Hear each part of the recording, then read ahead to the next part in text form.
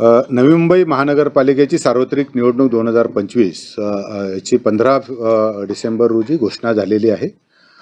नवी मुंबईमध्ये एकूण मतदारांची संख्या ही 9,48,460 एवढी आहे. त्याच्यामध्ये पुरुष मतदार हे 5,16,267 आणि स्त्री मतदारांची संख्या ही 4,32,040 आणि इतर जे आहेत आपल्याला जो आपण ट्रान्सजेंडर म्हणतो तो 153 एवढी नोंद आपल्याकडे आहे.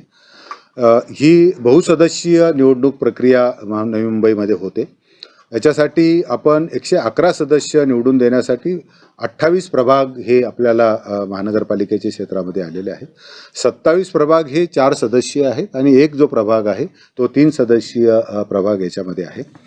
याच्यामध्ये एकूण जर आपण बघितलं असेल तर मतदान केंद्र प्रभागनिहाय मतदान केंद्राची संख्या जर सगळ्यात जास्त मतदार हे प्रभाग 1 मध्ये 40,198 आहेत आणि 4 सदस्यीय प्रभागामध्ये जिथे सगळ्यात कमी मतदारांची संख्या दिसते ती 26,000 प्रभाग 13 जो आहे 26,798 एवढे आहे.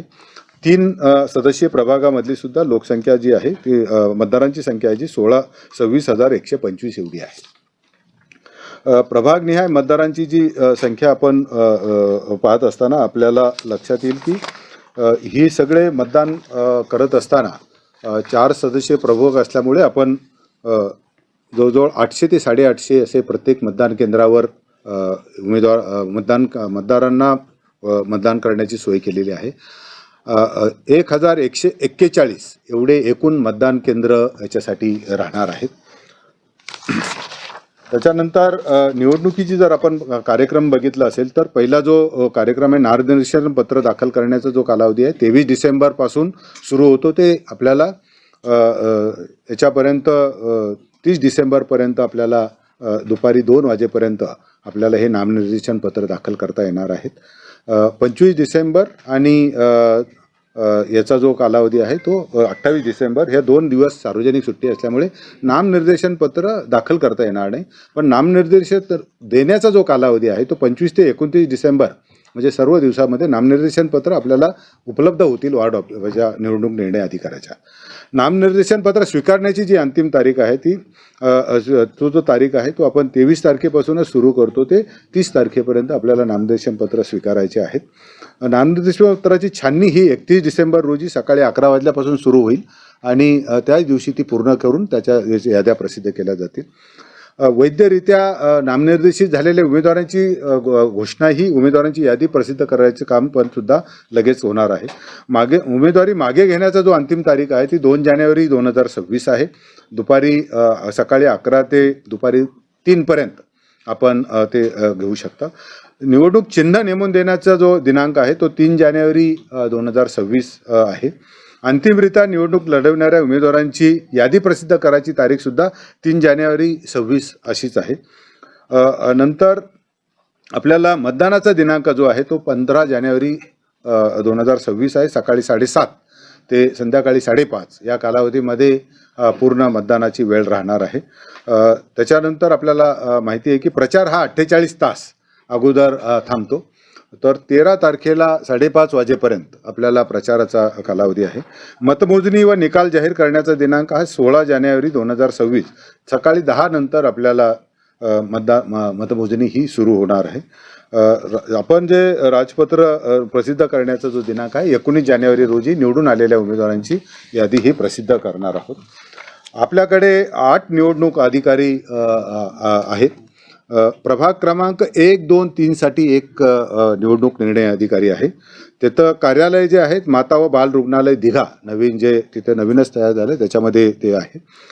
दुसरा जो मतदान अधिकारी आहेत निवडणूक अधिकारी आहेत ते देवदत्त ठोंबरे म्हणून आहेत. ते 4, 5 आणि 7 याच्यामध्ये सरस्वती विद्यालय सेक्टर 5 ऐरोली नवी मुंबई इथे आहे.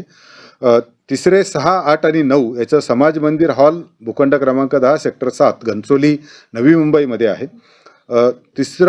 चौथा जो कार्यालय निवडणूक निर्णय अधिकारी आहे ते 10, 11, 12, 13 या प्रभागासाठी एक निवडणूक निर्णय अधिकारी राहील.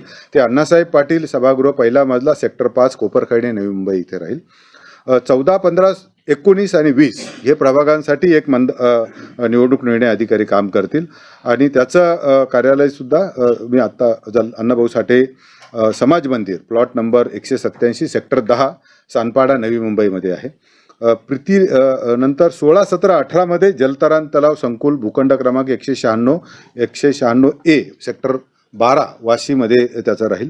21, 22, 23, 24 यांच्यासाठी आगरी कोळी भवन प्लॉट नंबर 12 सेक्टर 24 नवी नेरूळ नवी मुंबईमध्ये राहील आणि 25, 26, 27, 28 साठी ए विभाग कार्यालय बेलापूर भवन सेक्टर 11 CBD बेलापूर इथं हे आपल्याला निवडणूक निर्णय अधिकाऱ्यांची हे राहील.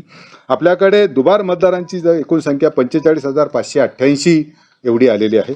त्याची छाननी आता BLO स्तरावर सुरू आहे आणि याचे सगळ्यांना आपण त्याच्यामध्ये राज्य निवडणूक आयोगाच्या सूचनेनुसार त्याला ऑप्शन द्यायचा आहे की त्याने कुठे मतदार तो त्याच्या आधी व्हेरिफिकेशन होईल आणि जे निश्चित होतील दुबार मतदार यादी तर त्याच्यानुसार मग त्याला ऑप्शन घेऊन आपण त्याचं मतदानाचा त्याला वेळ देणार आहोत.